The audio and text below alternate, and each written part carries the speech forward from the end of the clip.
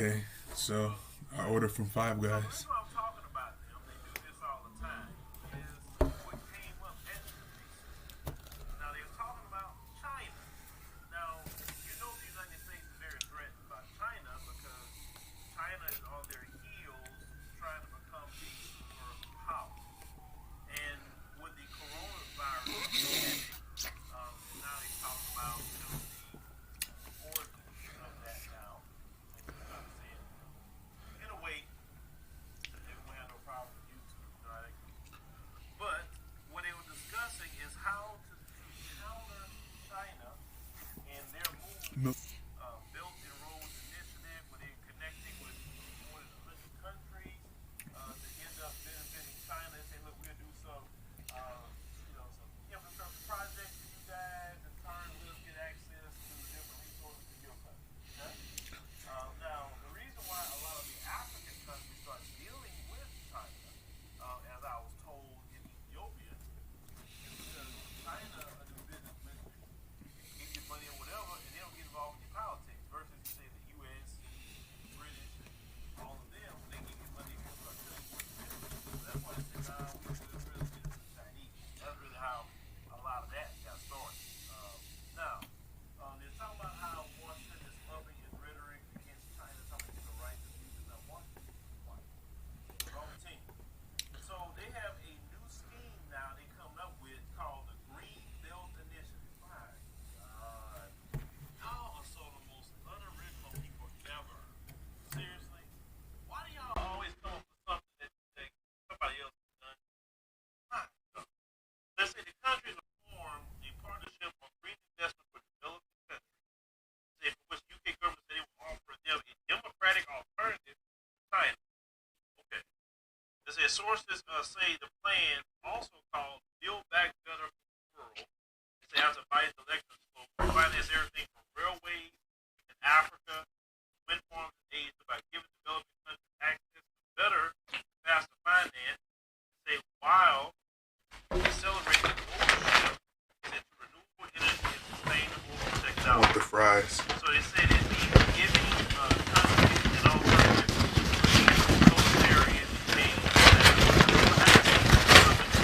by urging president G7 countries to speak out in the voice.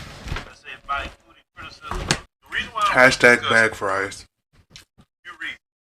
Now they're getting together, talking about the Western world, getting together, and now they're talking about infrastructure and investments in the African continent. China. It all leads back to Africa. Now, why isn't Biden investing in black communities in America? Why isn't he doing that? But he wants to go invest in the African nation. It's a simple question. I mean, seriously. You notice that they're willing to give African nations something, but not Black America. You know, because they hate us. They get a benefit out of the African continent. And the only reason they going to do it is because of China. Oh, we see China in there. They don't run themselves to Africa for something, and you don't even want to go for another reason. You don't want to get established over there for no reason. Yet these big countries want to go run over there. Please help me with that logic. You know what I'm saying? It's, to me, it's a no-brainer. You better get in there where they build up the infrastructure so much that it get expensive for you. But that's what's going to end up happening. As they start building up infrastructure, it's going to start getting expensive. Now, they're not doing it to help the people, obviously, but the people will benefit from it. Actually, I think that's going to be, even though it's bad, it may be a good thing for the African continent, too.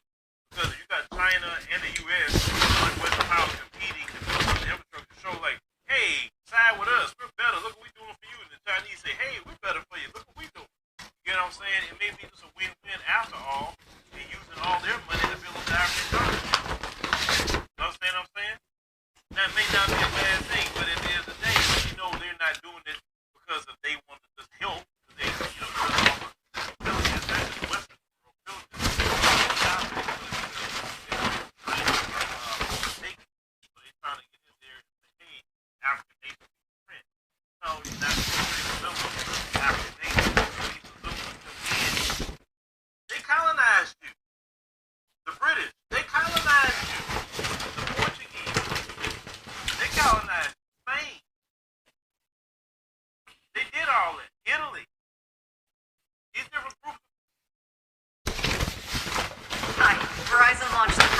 Technology Network, and now.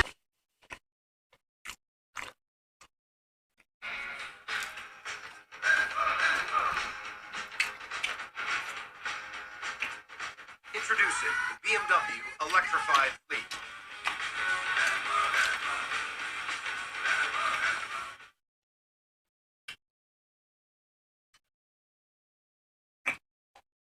How good of a job is this in Dallas? On the way out, Rick Carlisle thanks a lot of people. He ain't mentioned Luka. Unless I read it wrong, maybe I didn't read all of it in its entirety. Maybe they just gave me, offered me a summation of what he actually said. I know I'm not talking. There's a lot of things that's going on here. Coaches don't normally walk away with 2 years left on their contract if they're coaching a superstar. So, look, to answer Jenny's question, if this is an 8, now, I would like it to be a 9 or 10 if they didn't have Porzingis on the roster. If they didn't have Porzingis on the roster, I bet it would have been a 9. But they got him on the roster, and good luck trying to unload that contract. Because who wants a 7'3" guy making $30+ million a year, and he all he wants to do is shoot 3. And he's hurt 25, 30 games every single year. So, for me, this is the 8 job. It is a rarity that an opportunity like this where the coach steps down. Now, we've seen situations where coaches get fired. With 2 years left, Skip said, nah, I'm good.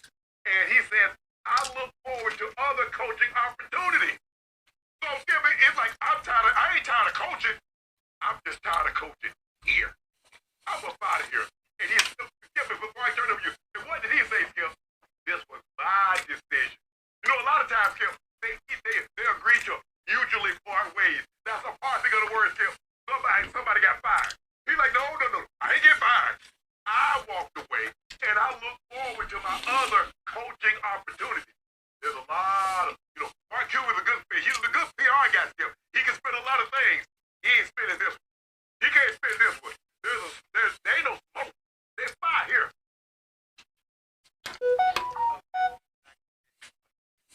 I cannot tell you how much I disagree with every point you just made. This job for me would be a 2 on a scale of 1 to 10 because it could be and probably would be nightmarish from day 1 forward. You are having to work under Mark Cuban and trying to handle Luka Doncic. Nightmare. I think it's a can't win for the coach, and I would put quotes around that term coach because I don't think you would have much say so at all over what Luka does or definitely over what Mark Cuban does. But he coached that team with Dirk and Jason. That was a cheeseburger. Lettuce, tomato, through that finals, tomato, lettuce, tomato, and mayo, and barbecue sauce. This is a BLT. And won it in 6. And he's always been a very good coach, and Cuban has always said, you better be careful about firing a coach unless you have a better alternative on the horizon somewhere because the grass is not always greener.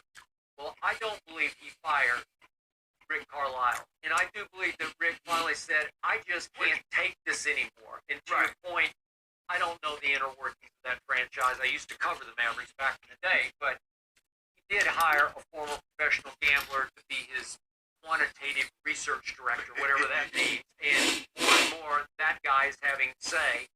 And finally, it took, they had to remove Donnie Nelson from it. Donnie's been there for 24 years. Correct. The GM of the team. Mark Cuban's really the GM.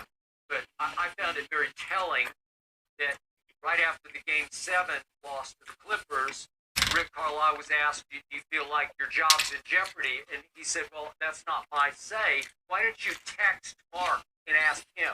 Because it was a little between-the-line shot because all those beat writers, all those media types, they're able to text Mark Cuban and go back and forth with him because he is a media maven. He is in the spotlight. There are many days, to me, that Mark Cuban makes Jerry Jones look like a hands-off wallflower. Seriously. Mark Cuban is front and centerpiece. He sits in the front row at the games. He travels to all the away games. He owns and operates the Dallas Mavericks. So right away, you're up against it as a coach, which brings me to Luka. I think he's overrated. You love him because you've latched onto him as baby bird. I call him baby sparrow. I just don't love what I see. I don't think he's good enough to be the diva that he can be. I don't think he's valuable enough to act the way he acts. Remember, Cuban called him out day one this year. He said, well, Stars were always catered to, and you always made concessions. And normally you ran things by them. Okay, when you hire a coach, okay, what you thinking, Magic? What you thinking, Larry? You hired GM, you ran that by them. Now these young guys, Skip, who's always been catered to, because the older guys weren't catered to like that. They had hard. They got coached tough. They got coached hard. Well, Skip, you can't coach a kid hard now, because guess what? He'll pick up and he'll go play on somebody else AAUT. And you don't want that to happen. If I got an opportunity, I'm coaching Jason Tatum or Brandon Ingram or LeBron James. Okay. I'm going to give whatever they want. So you better cater to them, Skip, or else. all right, just for the record, your man Luka is a career 33% three-point shooter. This year, he improved slightly to 35%.